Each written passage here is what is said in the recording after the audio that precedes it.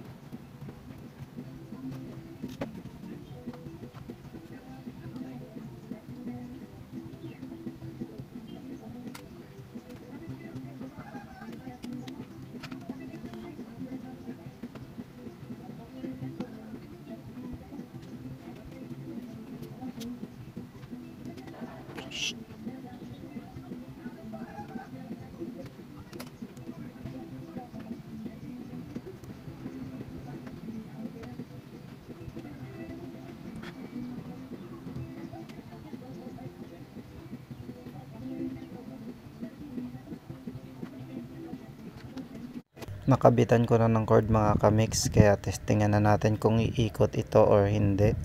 So ayan, pakinggan natin, tumutunog lang siya, hindi na talaga umiikot. So ang gagawin natin ay lalagyan natin ng langis ang loob. Paulit-ulit kong tinestingan kung gagana, pero wala na talaga. So buksan na natin ito para matignan natin yung loob kung talagang kalawangin na masyado. Ito, nabuksan ko na and iniikot ko. Masyado talagang matigas na, na-stuck na talaga yung loob niya, nakalawang siguro. Nababad kasi ito sa ulanan, and hopefully ay kapag nalagyan natin ng langis, gagana pa rin kahit nakalawang na. Minsan kasi kapag nauulanan ay hindi na rin nagagana dahil masyado nang nasira. Ayan, binuksan ko na and iniikot ko ulit. Matigas talaga siya ikutin. So lagyan na natin ng langis para mapadulas ulit. Tignan niyo ito, bago pa naman yung loob. And ayan no, yung dito sa kabila niya ay may grasa at madulas pa. So yung isa lang siguro yung nag-stuck. Ang gagawin lang natin doon sa kabila niyang side ay lalagyan natin ng langis. Kahit anong langis ay pwede nang ilagay kung ano man ang available ninyo. So ayan, yung loob niya ay maganda pa rin naman. Ito lang talaga yung na-stuck. Medyo mahirap talaga siyang ikutin, kaya paulit-ulit kong iniikot. And ito ay nalagyan ko na ng langis, kaya medyo malambot na siyang ikutin.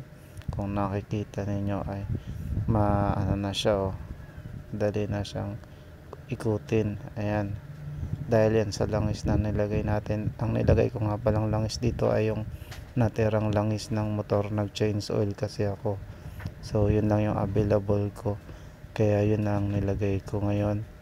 So testingan na natin ito mamaya maya at ikakabit natin sa kanyang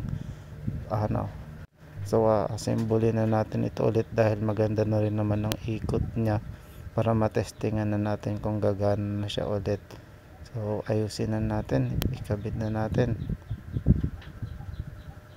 Ito, nakabit ko na. So testingan na natin, i-switch muna natin para pag saksak makikita natin kung iikot. Saksak natin.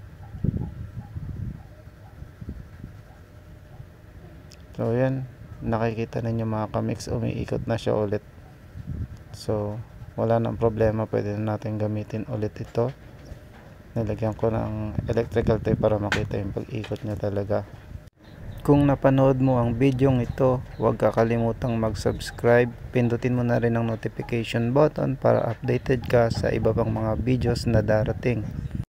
I-share nyo na rin sa inyong mga kaibigan para makatulong ang ating video. Maraming salamat.